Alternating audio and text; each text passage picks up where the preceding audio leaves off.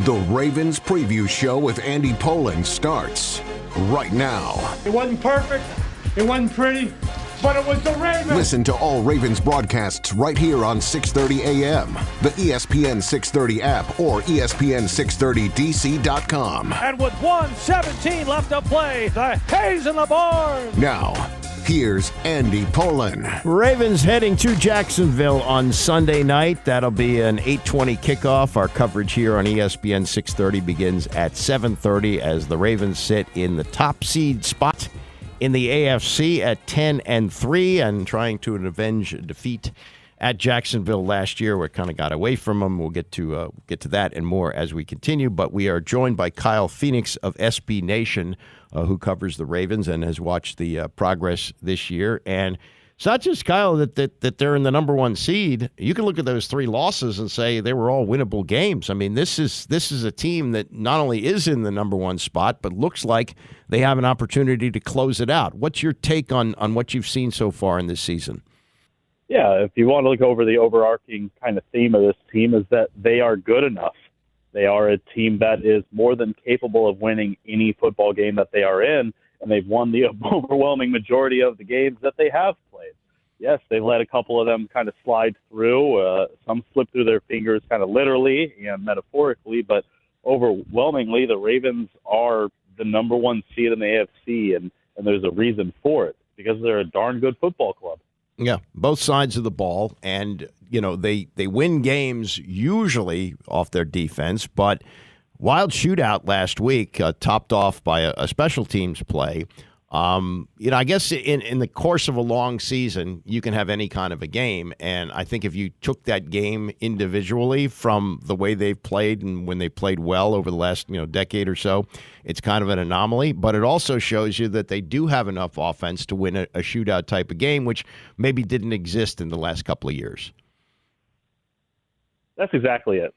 That's always been the critique of the Ravens, is that they're a running team and Lamar didn't have the weapons, or some would even say he didn't have the passing skills necessary for some kind of play, because they used to only have what felt like Mark Andrews plus one wide receiver, and they didn't have the depth and the scheme to fit, a kind of a comeback or a shootout kind of game where, you're going drive for drive with your opponent, and whoever gets into the end zone instead of setting a winning field goal is going to come out on top. And the Ravens proved that they can do that. They can do it from coming from behind. They proved that, when they need that quote-unquote big boy drive out of that quarterback and that offense in the fourth quarter, that they're able to rely on Lamar Jackson and a depth of wide receivers that, is 4 guys deep, 4 or 5 guys deep. And without Mark Andrews, the guy that he has always been the most reliable one in those situations, that this offense is capable of doing so. And if you have that kind of offense, and you have what was an anomaly of a defensive situation last week, where the Ravens defense kind of sputtered and struggled and kind of got beat on some ends by a really good offense, this really showed and proved that the Ravens are highly capable of getting down the field, finding the end zone, and taking care of business when that's necessary, is getting a victory. Yeah, absolutely. We're talking to Kyle Phoenix, SB Nation. Watched John Harbaugh's news conference this week, and somebody brought up the number one seed, and he kind of pushed it back. And I think part of it is you look at this schedule. Jacksonville is 8-5 on the year. And the fears that Trevor Lawrence was going to be out for an extended period of time. He played last week, so he should be fine for this week. Jacksonville's tied with Kansas City, and then after that you go to San Francisco, and then Miami comes in, which could conceivably decide who's the number one seed and gets the first round bye in the playoffs, even with Pittsburgh still to go. So I think he's looking at these next 3 games, don't you, and saying, man, we can't be talking about how good we're playing, because we're facing as tough a stretch as we've had all year. This is the gauntlet that everybody circled in post-bye week the whole time. Everybody knew that this kind of these last 4 or 5 games were going to be everything. And it started with the Rams, and it continues on with Jacksonville, the 49ers, and the Dolphins, and of course that last game against the Steelers, that if they're fighting for anything, that's going to be a tough match. And if they're fighting for nothing, they're fighting to hurt the Ravens' jaws at anything good. So, right. That they'll always have that drive of momentum. And I think that's what head coach John Harbaugh's mentality is. That's kind of what every Ravens fan's mentality has been. I think there's a lot of recognition out of this fan base that, the 1 seed is nice right now, but there's so much football left to be played. There's so many circumstances and situations that are both in their control and out of their control that, everybody else's last 3-4 games on their schedules seem far easier than the Ravens. The Ravens have the toughest remaining schedule, and they had that starting with last week against the Rams. It's just, this is a gauntlet, and the Ravens are not just sitting pretty in the first seed in the AFC and cruising until the playoffs and just expecting that bye week. This is going to be a tough knockdown, drag out few weeks. That's for sure. Yeah, and you look at the opponent, and this, I guess, will be a real litmus test because last year, and they had a few games like this, they seemingly had Jacksonville put away. It's 27-20 with, like a minute left to go, and Trevor Lawrence takes the Jags down the field. They score a touchdown, and they get a 2-point conversion, which is not something that usually teams do at home, but they got that done. And it seemed to me, and you're much closer to this than I, it seemed that once they got Roquan Smith, which I think came after that game, there was a different kind of toughness to this defense. Now, they just didn't have enough offense at the end of the year with Lamar Jackson out. But with Lamar back and with Roquan becoming the leader of this defense, they don't seem to blow it like that anymore. Am I on target there? For the most part, yes. The losses that came this season were with those leads, unfortunately, which just exacerbates the frustration with kind of Ravens fans, is because the Ravens have led in every game, just about every game. Mm-hmm. And they lead in the fourth quarter and sometimes by double digits. And I feel like those are a little deceiving because that's simply 1 or 2 drives puts a game back within reach while you kind of stumble for 2 drives. But the Ravens, for the majority of it, have taken care of business. They've proven that, those are an aberration, at least this season. But, since the addition of Roquan Smith and kind of when defensive coordinator Mike McDonald solved where Kyle Hamilton can play best, and also Kyle Hamilton taking a huge stride in development, even in his rookie year, the defense has changed and improved, and you can see that on film. You can see it on every Sunday. National pundits and everybody that's watching the Ravens defense is calling it, must-see TV, just the way that it's inventive and performing at such a high level consistently. And it definitely did start with the addition of Roquan Smith. Mm-hmm. You're not wrong there. Okay. And Kyle Hamilton, he's a go for Sunday. We know that. He's been limited the last 2 practices. He's been practicing with a brace on. It's uncertain if he's going to play on Sunday. We spoke to him on Wednesday, and he said that he was wanting to come back out after the second time he injured his knee on Sunday. He was getting it taped up, and the trainer said, "Hey, the risk of re-injury is a little bit too high right now. We prefer if you shut it down." And he agreed with them and did not play. So it sounded like he could have probably even played last week, but didn't because of the risk. So we don't know what the level of risk is after having a week off. But he has practiced the last 2 days in a limited capacity. He has a brace on, so it's uncertain if he's a go. But I feel like the trend is in a positive direction toward him playing. We'll find out today if his status is listed as questionable or doubtful. I believe only 1 player has played in the NFL after being listed as doubtful in like 5 to 7 years. So if he's doubtful, it's real doubtful. But if it's questionable, it sounds like it's trending towards we'll see Kyle Hamilton out there on Sunday.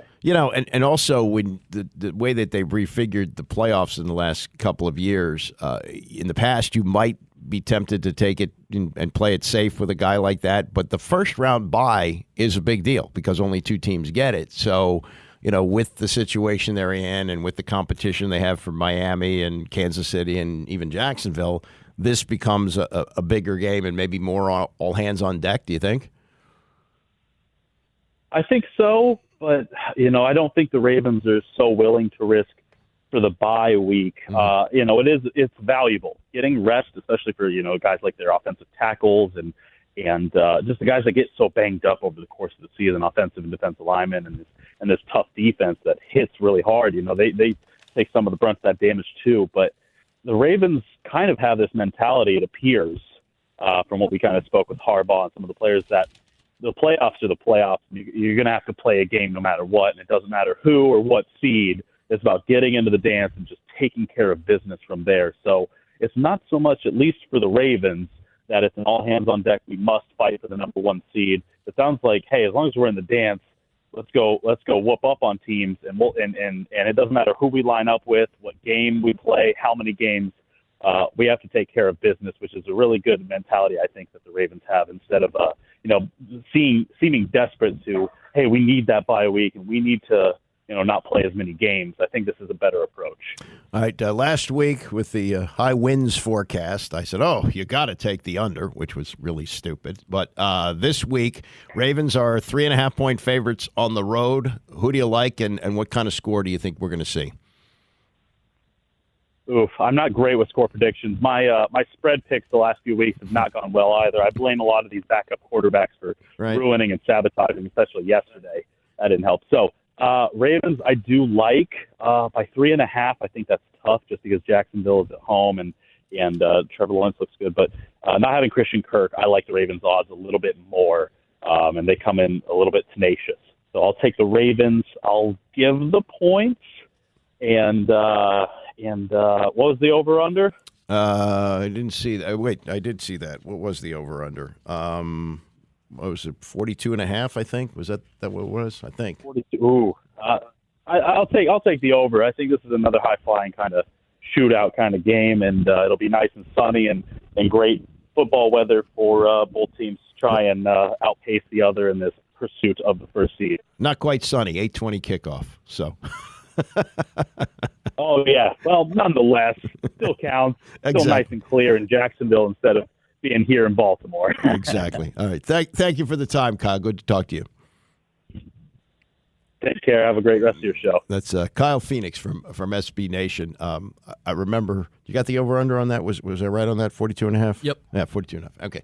I remember this is years ago. It's like 20 years ago. Steve Spurrier spends the afternoon sunning himself in Jacksonville, like he's back at his own home place, and it's a Sunday night game, and they come out and they're running the ball effectively against Jacksonville. They go up 7-0, and then Spurrier can't help himself, and they just start throwing it all over the place. It might have been Danny Werfel, who knows, one of his Gator quarterbacks, and they wind up losing the game. They were dominating on the ground, and Spurrier said, "It was a beautiful night for pitching it." Oh, well, this is Ravens Preview, and we're going to hear from John Harbaugh and also Patrick Queen coming up next, and prediction from Mike Florio and Phil Simms on Pro Football Talk. Stay with us. It's the Andy Pollin Show, ESPN 630. Ravens on 3, 1, 2, 3.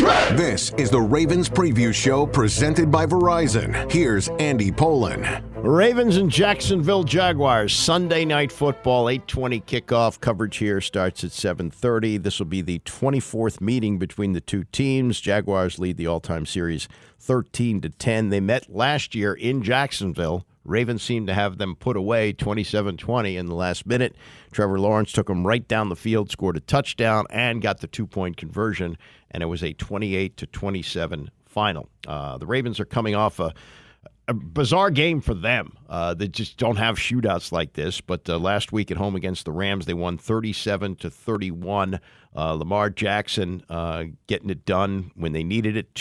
9 deep shots in that game, connected on 3 of them for 121 yards, according to NFL's Next Gen Stats, more than double the deep passing yards he's had in any other game this season. So they can go deep if they need to. They like to run the ball. They like to play defense.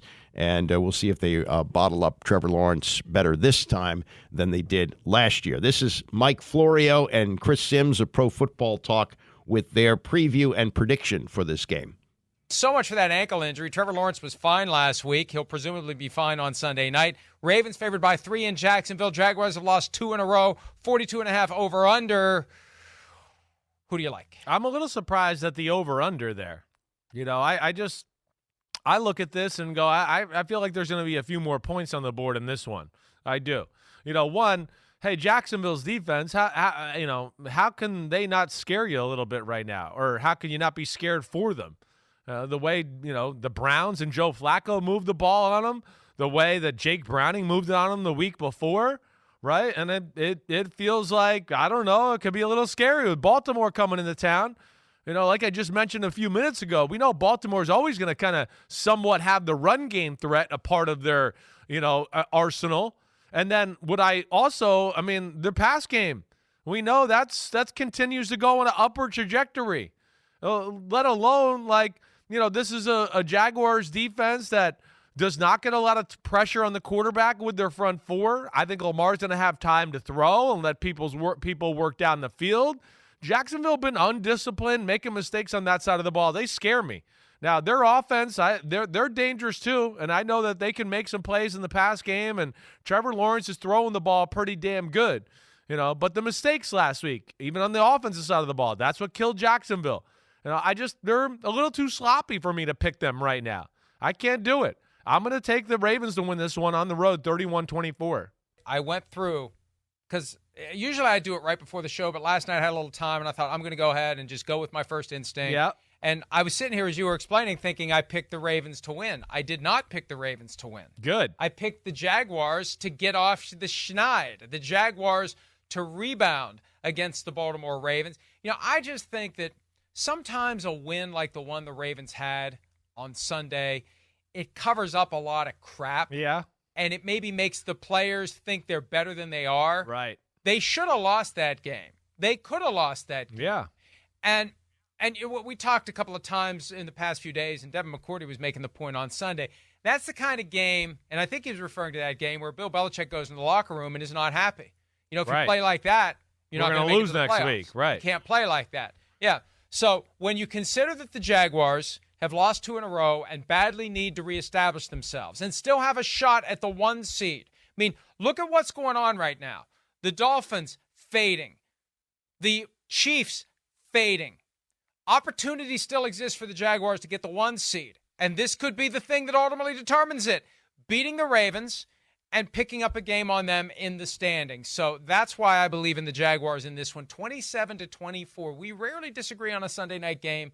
This week we do. Jags 27, Ravens 24. I surprised myself when I looked down at the score because I was certain I had picked the Ravens. Okay, so the split decision there, split opinion. Sim says take the Ravens, and Florio says take the Jaguars. John Harbaugh, after watching what happened on Monday night, as now the number 1 seed in the AFC at 10-3 with the Dolphins losing, and he's pushing this back. And I think the reason for it is he knows what his team is up against in these next few weeks. After Jacksonville, they have to go to San Francisco on Christmas Day. They're home against Miami on the 31st, and then it's always meaningful against Pittsburgh. Pittsburgh probably playing for its playoff life, and perhaps in the last game of the season, the Ravens are looking to preserve the top seed. But this is Harbaugh's look at it right now, and basically he says, "Feh."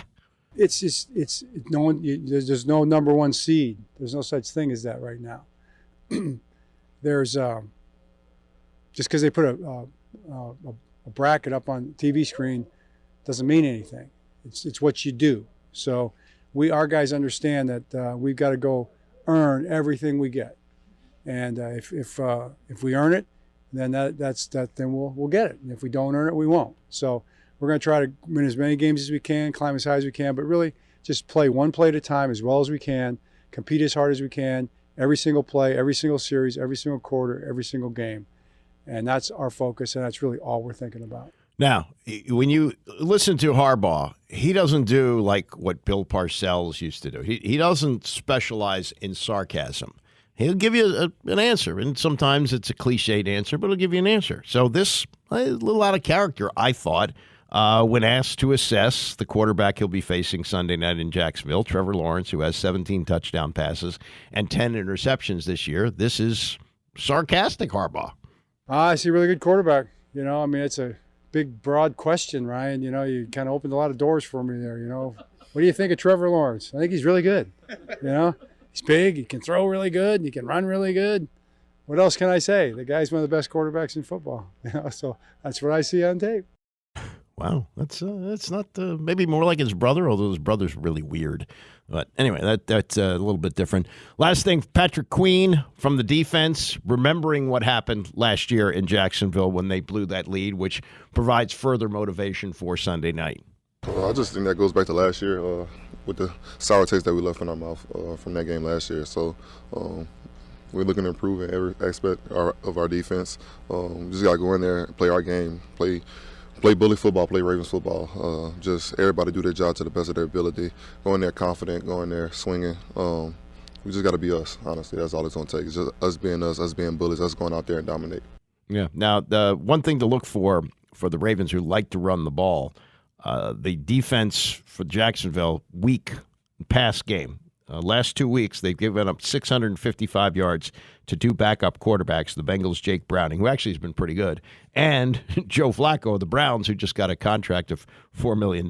So they're backups, but they played well. But the point is that you can throw on them, and they do stop the run pretty well, but they have not faced a quarterback who can run like Lamar Jackson. And they don't want to be running Lamar Jackson. They want to keep him healthy as much as they can. With Odell Beckham getting healthy, they become more of a vertical passing team. But a lot of things go into this as they are now facing what is murderer's row for the next at least 3 games and maybe the next 4 as they try to lock up the top seed in the AFC. But you got to like where the Ravens are right now. There are experts around the league who say they're certainly the best team in the AFC and maybe the best team in the NFL. And if this is going to be a Super Bowl year, well, this is a year where so far, not for Micah, the key player has stayed healthy, which has really been the difference the last 2 years in that they have not had Lamar Jackson about this time of year. I think he missed the last 2 years, and now they have only 4 to go, and keep your fingers crossed, he is still healthy. Again, that'll be an 8:20 kickoff. Coverage here begins at 7:30. Ravens are 3.5-point underdogs heading into this, looking to go 11-3 on the season. Want to thank Kyle Phoenix for joining us from SB Nation today, Rex Minturn for running the show, and to all of you who listen, Tony is coming up next, and I'll see you back here Monday morning at 9 a.m.